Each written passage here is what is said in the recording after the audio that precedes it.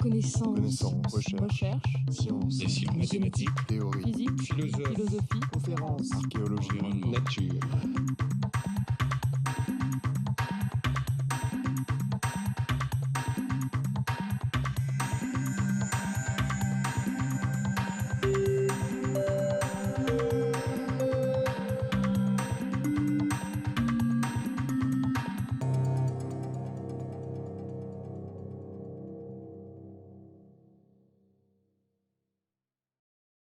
Merci beaucoup François.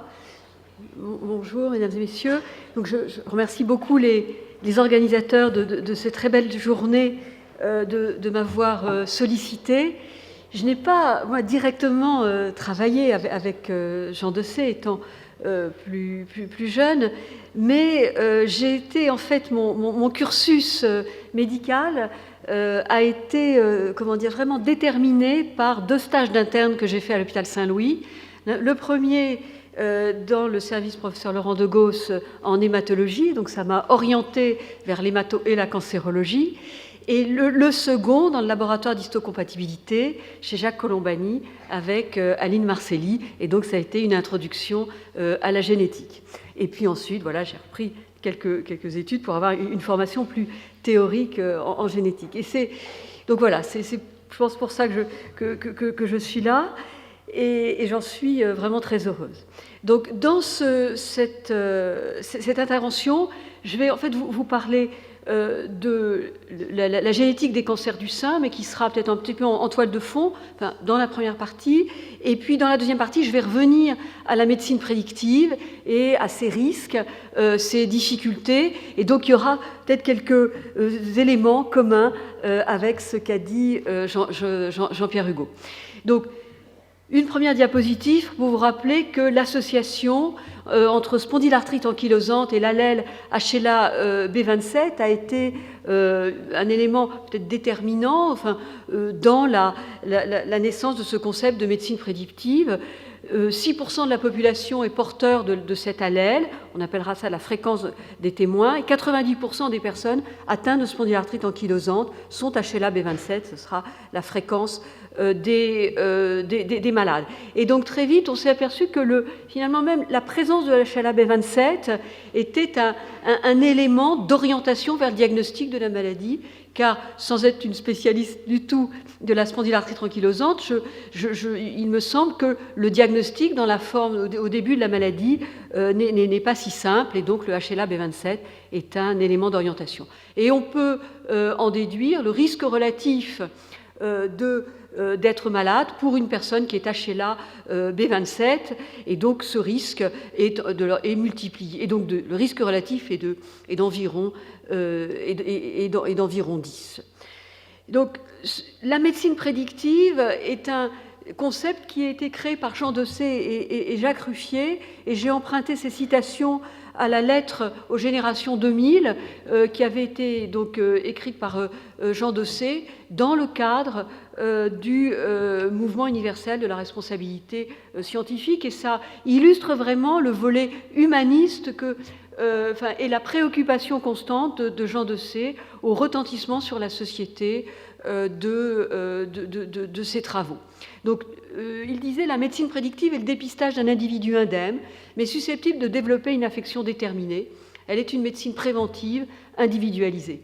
Et en fait, le postulat de la médecine prédictive est que l'information est un outil d'aide à la décision, retrait d'exposition, changement de mode de vie, traitement préventif.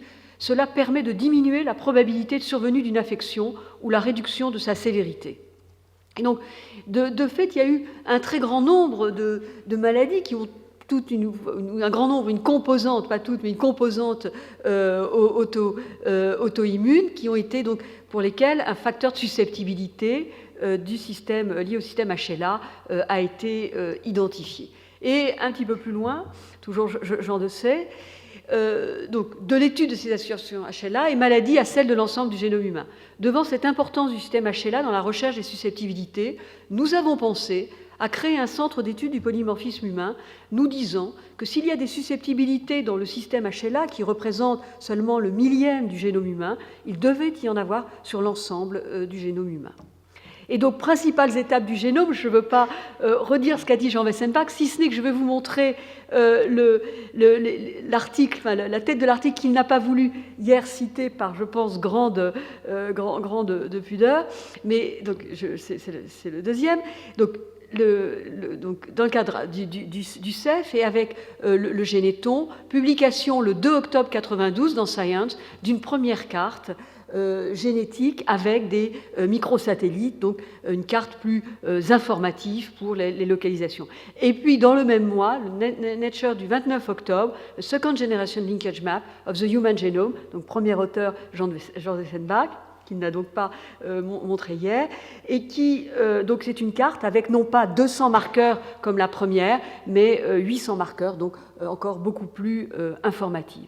Et donc, la génération de ces cartes génétiques, associée finalement à la grande accessibilité du génome à partir de prélèvements sanguins, et maintenant aussi, bien sûr, même à partir simplement de prélèvements de salive, a conduit à l'identification d'un grand nombre de gènes pour des maladies.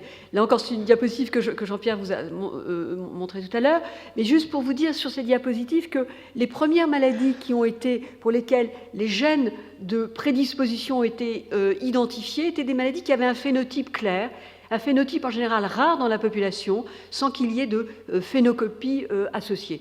Et donc là, je dirais que le mode de transmission, les éléments sous-jacents pour les calculs de liaison génétique étaient plus simples. Et puis on a pu commencer à s'intéresser à des maladies fréquentes dans la population et dont l'origine génétique était loin d'être constante. Et juste ces diapositives pour vous rappeler que le risque de cancer du sein à l'âge de 70 ans étant de 7%, voire maintenant même un petit peu plus, si une femme est atteinte de cancer du sein à 70 ans et qu'elle a au moins 5 apparentés qui ont l'âge de 70 ans, on s'attend à ce que par hasard, on soit dans une situation familiale comme celle-ci, c'est-à-dire au moins une apparentée également atteinte de cancer du sein. Ceci pour vous dire qu'il y a des formes familiales fortuites de cancer du sein. Néanmoins, le risque relatif d'une femme dont la mère, la sœur ou la fille ont été atteintes de cancer du sein est supérieur à 1, il est en moyenne de 2, et ceci nous dit qu'il y a plus de formes familiales que ce à quoi on s'attend. Et ensuite, pour aller plus avant, au-delà de ce risque relatif supérieur à 1, eh bien, on a dû faire des études de ségrégation d'un trait qui serait prédisposition au cancer du sein, reflété par l'apparition d'un cancer du sein. Et donc, ces premières études sont apparues à la fin des années 90. Il y a une étude de référence qui est celle d'Elisabeth Klaus, qui a porté sur 4000 patientes et 4000 témoins. Et donc, il s'est agi d'interroger patientes et témoins sur l'histoire familiale et de regarder quel était le meilleur modèle qui rendait compte du surplus des cas familiaux observés. Et ces études nous disent qu'un certain nombre de cas de cancer du sein sont liés à une transmission dominante, avec les paramètres du modèle sont la pénétrance. Ici, un risque de cancer du sein de 70% à 70 ans, donc un risque relatif de 10 par rapport donc à la population générale, et avec une fréquence génique de 0,33%, ce qui fait comme fréquence des porteurs dans la population 0,66%, et dans une population de cancer du sein de l'ordre de 5%. Et donc ces études de ségrégation étaient très précieuses pour maintenant faire des études de liaison génétique. Et en 1990, Marie-Claire King a donc localisé BRCA1 sur le bras long du chromosome 17. Dans le cadre du Breast Cancer Linkage Consortium, la position du gène a été confirmée, précisée. On s'est aperçu que les familles qui conjuguaient cancer du sein et de l'ovaire étaient préférentiellement liées au locus BRCA1. Et puis, au terme d'une étape de cartographie physique, BRCA1 a été identifié par Max Skolnick dans le cadre de Myriad Genetics. Et puis, très vite, on s'est aperçu que naturellement, BRCA1 ne rendait pas compte de toutes ces formes familiales, ou au moins des surplus de formes familiales observées. Et donc, un deuxième tour du génome en liaison génétique a permis d'avoir un deuxième locus, BRCA2, sur le bras long du chromosome 13. Et les choses sont allées très vite, témoin du dynamisme, de l'informativité des cartes génétiques et des cartes physiques disponibles, puisque un an après, BRCA2 a été localisé. Mais l'histoire n'est pas finie, je me demande d'ailleurs si un jour elle le sera, parce que finalement aujourd'hui, quand on fait des tests génétiques dans des familles qui sont de ce type, ceci résume les critères de tests des gènes BRCA1 et BRCA2, au moins 3 cas, donc compatibles, dont la répartition est compatible avec une transmission dominante, ou 2 cas, mais avec des critères sur l'âge ou le type de cancer, notamment ovaire, et puis quelques situations individuelles. Et bien dans ces situations, on trouve une mutation inactivatrice des gènes BRCA1 ou BRCA2 dans 15% seulement des cas testés. Donc ceci nous dit qu'il y a encore d'autres facteurs de prédisposition. Et donc, il y a eu beaucoup d'efforts qui ont été faits pour trouver un BRCA3 avec une approche similaire de liaison génétique. Et donc plusieurs familles ont été réunies dans le cadre du Breast Cancer Linkage Consortium, et aucun autre locus, donc obéissant à un modèle dominant, voire même récessif, avec une pénétrance élevée, n'a été identifié. Et donc, il y a eu d'autres approches qui ont été faites, celles qui finalement sont des études d'association, recherche de mutations rares dans des gènes candidats. Et l'ataxie-télangiectasie est une maladie rare de l'enfant, caractérisée par des signes cliniques, je ne vais pas aller le décrire, mais c'est un syndrome neurodégénératif, syndrome cérébelleux, mais également un déficit immunitaire, et puis un risque de cancer important, en particulier d'hémopathie, de leucémie prolymphocytaire T chez ces enfants. Signes biologiques de déficit immunitaire, une augmentation de l'alpha-fétoprotéine qu'on ne comprend pas bien, et puis surtout une instabilité chromosomique acquise des chromosomes 7 et 14, donc qui sont au niveau des gènes des récepteurs T ou des gènes des immunoglobulines, et qui sont des témoins de réarrangement, d'un taux de réarrangement illégitimes, anormaux, donc entre ces gènes.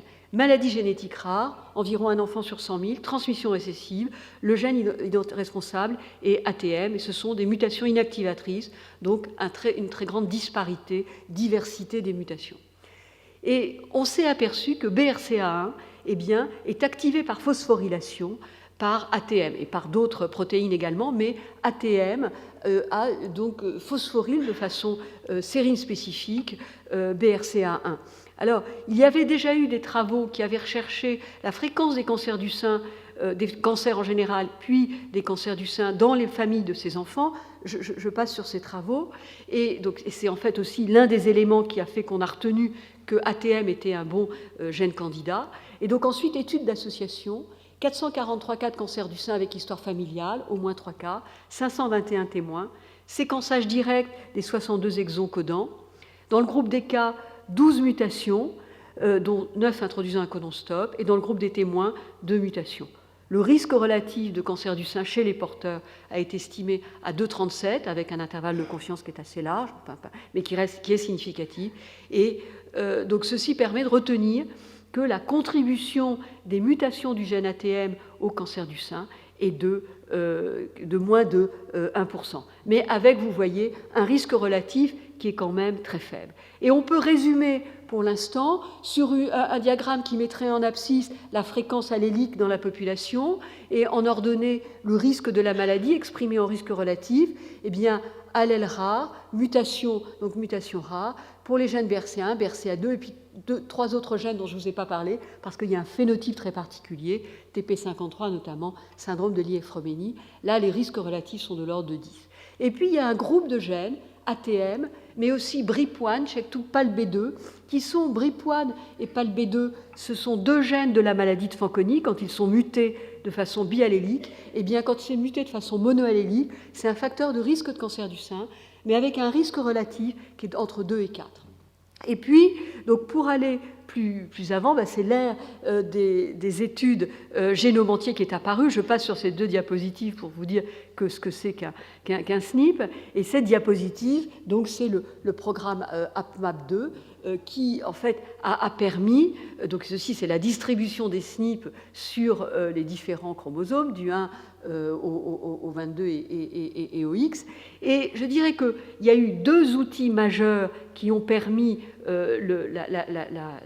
la réalisation de ces études génome entier. C'est d'une part la génération de cartes haplotypiques qui, avec environ 500 000 SNP, permet d'analyser l'ensemble du génome, ces SNP étant repérant donc des régions d'intérêt. Et puis, la deuxième chose, c'est la technologie des puces qui permet une approche haut débit, puisque ces 500 000 SNP peuvent être analysés avec une seule hybridation. Et donc, il y a une étude qui fait vraiment référence, qui est un modèle du genre, une étude dont vous voyez maintenant, et je crois que c'est important de montrer tous les signataires et les différentes équipes. Ceci nous dit que ces études ne peuvent être qu'internationales, elles dépassent même un pays. Et donc, cette étude, génome entier, première étape, analyse d'un ensemble de 260 000 SNP, parce qu'à ce moment-là, il n'y avait pas encore des puces à 500 000, 408, en gros 404 cancers du sein, 400 témoins, avec une petite sursélection pour des formes familiales. Deuxième étape, sélection de près de 13 000 SNP, dont la fréquence était différente dans le groupe des cas versus le groupe de témoins. Ça pouvait être plus ou moins fréquent. On oublie que dans les études génome entier, on recherche aussi des allèles protecteurs. Et puis, donc, analyse de ces 13 000 SNP sur 4 000 cas, 4 000 témoins. Et troisième étape, sélection 31 SNP, les plus fréquentes, en fait j'aurais dû mettre ou les moins fréquents, enfin fréquences différentes, et analyse sur 20 000 cas de cancer du sein et 22 000 témoins. Juste au passage, il n'y a dans ce papier aucun signataire français. Et pourquoi ? Parce que nous avons en France une culture, on n'a pas la culture des groupes témoins, et je trouve que c'est navrant. J'espère que ça va être, ça devrait, on devrait y remédier, notamment avec l'étude que Marc Latrobe nous a citée hier, 500 000, une cohorte de 500 000 personnes. Mais voilà, c'est le résultat du fait que nous n'avons pas su réunir des témoins. Donc, ici, 7 allèles ont été mis en évidence. Comme vous le savez, ces allèles ne sont pas forcément causales. Ils peuvent être en déséquilibre de liaison avec un autre allèle moins fréquent et d'intérêt. Toujours est-il que les risques relatifs à l'état hétérozygote, enfin plutôt odd ratio, sont assez faibles. Ils ne sont pas tellement plus élevés quand ils sont à l'état homozygote, 1,23, 1,14, 1,10. Ici, l'allèle rare qui a un effet protecteur, très modéré, 0,94, et c'est la même chose à l'état homozygote. Aujourd'hui, on ne peut rien faire en termes de pratique clinique dans la population générale de l'utilisation de ces SNP. Néanmoins, et peut-être de façon paradoxale, la première application sera celle que l'on pourra faire chez les femmes qui ont déjà une mutation BRCA1 ou BRCA2. Juste cette diapositive pour vous dire, pour ajouter, pour compléter les choses, et dire que voilà, ces fameux SNP, eh bien, sur ce diagramme, sont ici, avec une fréquence allélique qui est entre 5 et, plutôt une fréquence des porteurs entre 5 et 50%. Et donc, ce travail qui est intéressant a été fait dans le cadre du consortium international SIMBA, qui recherche des facteurs génétiques modificateurs du risque de cancer du sein dans un contexte BRCA1 ou BRCA2. Eh bien, on s'est aperçu que donc ceci est la courbe, le risque tumoral de cancer du sein, ici, donc en fonction de l'âge, ici le risque cumulé en pourcentage, en bleu c'est le risque moyen que l'on sait, et puis là, donc ce sont des variations du risque en fonction des génotypes à deux locus qui ont été mis en évidence par les études génome-wide. Et ce qui est intéressant, c'est que ça sort avec BRCA2, mais ça ne ressort pas, cet effet de ces allèles, avec BRCA1. Mais on sait par ailleurs que les tumeurs, les cancers du sein BRCA1, d'un point de vue histologique, ne sont pas les mêmes que les BRCA2, et de l'importance sûrement de stratifier pour ces maladies fréquentes, sûrement hétérogènes. Donc, je reviendrai, je dirai un mot sur la prise en charge donc des femmes à haut risque de cancer du sein, mais je voudrais maintenant faire quelques commentaires sur les champs de la médecine prédictive. Pour moi, le test à visée diagnostique ou un dépistage néonatal de la mucoviscidose, qui utilise, outre la trypsine, la recherche des mutations fréquentes, ne rentre pas proprement dit dans la médecine prédictive, puisqu'on recherche des sujets malades. En revanche, la médecine prédictive, c'est des tests que l'on pourrait qualifier de présymptomatiques, de prédisposition ou de susceptibilité, et c'est finalement la même chose, simplement ce qui varie, c'est la pénétrance, c'est-à-dire le risque associés à la présence de telle mutation ou de tel allèle. On peut en rapprocher les tests pharmacogénétiques qui ne recherchent pas là une maladie, mais une réponse en termes d'efficacité ou en termes d'effets secondaires à un médicament. Et puis à part, les tests pour la descendance, pour savoir si un parent est porteur d'un allèle à risque, ou on pourrait mettre dans le cadre de la médecine prédictive le diagnostic prénatal, le diagnostic préimplantatoire, car en fait, le but est de prévoir quel va être le risque tumoral d'un fœtus ou d'un embryon. Naturellement, on le met très à part, parce que la sanction d'un tel diagnostic, c'est l'élimination du fœtus ou de l'embryon. Donc c'est une autre situation, mais je pense qu'on reste quand même dans la même situation. Est-ce liberté? La médecine prédictive permettrait de diminuer la probabilité de survenue d'une infection ou la réduction de sa sévérité. La génétique permettra de connaître ses susceptibilités et donc d'éviter la maladie par des mesures appropriées, préventives, curatives ou simplement palliatives, comme une bonne hygiène de vie. Voilà ce que sera la médecine du XXIe siècle. Je ne vais pas lire plus avant, puisque Jean-Pierre a lu quelque chose de similaire. Mais est-ce une fatalité? Connaître son destin, est-ce une perte d'espoir et de liberté?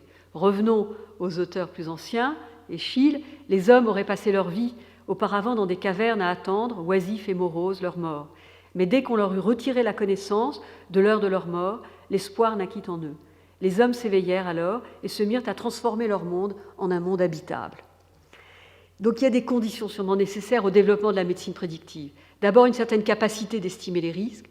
Cette diapositive qui, en fait, finalement, je ne me suis pas tellement d'intérêt, mais que j'ai emprunté c'était une sorte de news and views dans Nature, et qui a regardé l'estimation des risques relatifs de 5 personnes pour 13 maladies qui sont listées ici, 5 personnes, 3 hommes, 2 femmes, qui ont été testées par 23andMe et Navigenix, qui, vous savez, sont des sociétés qui, en ligne, proposent des tests génétiques. En fait, tous ces tests reposent sur l'analyse de variants fréquents dans la population. Et donc, ici, pour un test, il y a une flèche ou un égal, et sont en blanc les cases pour lesquelles il y a une dissociation des résultats entre 23andMe et Navigenix, et c'est 40% de discordance. Alors, je dirais qu'en fait, ça n'a pas tellement d'intérêt, parce que savoir qu'on a un risque de 1,05 ou 0,95 ou inférieur à 0,95, ça ne change rien. La validité clinique est nulle, et je vais y revenir. Mais ceci aussi pour illustrer que, y compris pour des maladies à pénétrance élevée, il y a des disparités des risques dont on est conscient, mais qu'on essaie de comprendre. De la validité scientifique à la validité clinique, cette diapositive que j'ai empruntée à Decode Genetics, qui a examiné le risque de cancer de la prostate. Ici, c'est la fraction de le risque de cancer de la prostate, et là, en fait, c'est le risque relatif. Ici, ce sont les sujets qui ont un risque inférieur à 1, et les autres un risque relatif, finalement, entre 1 et 2. Donc là encore, ça n'a pas beaucoup d'intérêt en termes de prise en charge, surtout qu'il n'y a pas de corrélation avec l'âge de diagnostic. Quand on est dans cette catégorie-là, on n'est pas atteint forcément plus jeune, il n'y a pas d'association avec l'histoire familiale, il n'y a pas de corrélation avec l'agressivité, et c'est tout le problème du cancer de la prostate. Il ne s'agit pas de dépister un cancer de la prostate, mais il s'agit de dépister ceux dont le traitement aura un bénéfice en termes de longévité, de survie pour un homme atteint. Et puis, c'est tout le problème aussi d'accès direct de l'information via Internet et son coût. Donc, d'autres conditions, c'est des moyens de prévention, mais des moyens acceptables de prévention. Sur le cancer du sein, certes, on est capable d'identifier des risques élevés, mais on ne sait pas encore très bien faire. Alors, je plaide là un petit peu coupable, pourtant c'est ce que tous les jours j'explique aux personnes que je vois, qu'il y a quand même un intérêt à faire une surveillance par imagerie annuelle dès l'âge de 30 ans, qui conjugue IRM, mammo-échographie, en milieu spécialisé. Il y a une recommandation d'ablation prophylactique des ovaires et des trompes, que l'on discute à 40 ans pour BRCA1, que l'on peut différer à 50 ans pour BRCA2. Et la mammectomie, le degré zéro de la médecine selon certains, eh bien, est quelque chose que l'on se doit aujourd'hui de discuter. On ne le recommande pas, mais on se doit d'en discuter. Donc il y a encore mieux à faire, et on espère beaucoup sur le développement de moyens médicamenteux de prévention. Un encadrement législatif nécessaire, préservant les libertés individuelles et l'absence de discrimination. Les conditions de la liberté, c'est une information. Et l'information est à la base, même si parfois cette information est anxiogène en elle-même, ce n'est pas si simple. L'autonomie, et par là l'absence de pression, de la part de tiers, notamment de la famille, ou aussi de médecins qui pensent bien faire, et l'accompagnement qui doit permettre une réflexion non contrainte aux personnes. Et les citoyens, lors des États généraux de la bioéthique à Strasbourg, en juin 2009, ne s'y sont pas trompés. Ils ont rapporté que la protection de la liberté individuelle représente un principe majeur des lois de bioéthique, favoriser les conditions d'exercice d'un jugement autonome permettant une prise de décision éclairée et non contrainte. Et la préoccupation est que l'usage dévoyé des tests génétiques inquiète, crainte que l'augmentation des capacités prédictives, en permettant de désigner par avance ceux qui tomberont malades, ne porte atteinte au principe d'égalité et de solidarité entre les individus. Donc se risquer à la médecine prédictive, oui, mais avec beaucoup de précautions. Et je voudrais citer Jean Bernard, qui a tout dit en deux lignes. Les obstacles à la réflexion bioéthique sont l'ignorance, le dogme, la magie et le lucre. Et le plus grand danger, un des grands dangers de la médecine prédictive est l'enjeu financier qu'elle représente. Je voudrais citer Ségolène Aimé, directrice d'Orphanet. Le plus grand danger à l'avenir est de voir piloter la demande par l'offre. Et on voit en ce moment tout un mouvement de sollicitation directe des personnes, par notamment de la publicité, que ce soit dans la presse écrite ou à la télévision. Et c'est ce mouvement qu'on appelle le direct to consumer, le DTC. Et donc, je vais passer, ça c'est 2 diapositives sur 23andMe qu'on a évoquées. Juste, comment dire, ce type de choses qui sont dites au nom, a priori, d'un bienfait de l'humanité sont extrêmement inquiétants. C'est comme ça que naissent les totalitarismes. Et donc, un salarié de Google, vous savez qu'il y a un lien entre Google et 23andMe, notre mission est d'organiser l'information du monde, de la rendre disponible et accessible à tous. Or, le patrimoine génétique de l'humanité est de l'information pure. Je ne fais pas partie du management, mais je devine que cet investissement est à rapprocher du lancement de notre projet Google Health Initiative. Et c'est inquiétant. Dispositions à prendre pour éviter les dérives. En France, il me semble très important de maintenir la prescription médicale des tests génétiques, et c'est un acte qui doit rester intégré avec des indications de prescription et qui, je veux dire aussi, qui prennent en compte la clinique, la biologie. Il n'y a pas de tout génétique, donc conduit dans des laboratoires autorisés et avec en aval un souci de la prise en charge des personnes en fonction du résultat. Il faut aller vers une autorisation, vers un équivalent pour les tests, d'une autorisation de mise sur le marché pour le médicament. Quelle va être la tutelle ou est-ce que c'est la Haute Autorité de Santé, l'Agence de la biomédecine, l'AFSAS? Et il faut aussi avoir une préoccupation au niveau européen, une réglementation commune, prise en compte du protocole additionnel à la Convention d'Oviedo. Et puis en dehors de l'Europe, finalement, que faire devant le DTC? Eh bien, je crois que la seule chose aujourd'hui, c'est l'information des citoyens, le rôle des instances donc citées plus haut, et peut-être, à terme, une législation internationale, on peut peut-être rêver. Et pour finir, je voudrais présenter ce rapport, 2 diapositives, donc, qui est paru en 2004, donc rapport de la Commission européenne, qui a été conduit par Errol McNally et Anne Campbell-Thompson, 25 recommandations sur les implications éthiques, juridiques et sociales des tests génétiques. Et c'est un rapport qui est tout à fait remarquable, mais si vous lisez la remarque préliminaire, je crois que tout est dit.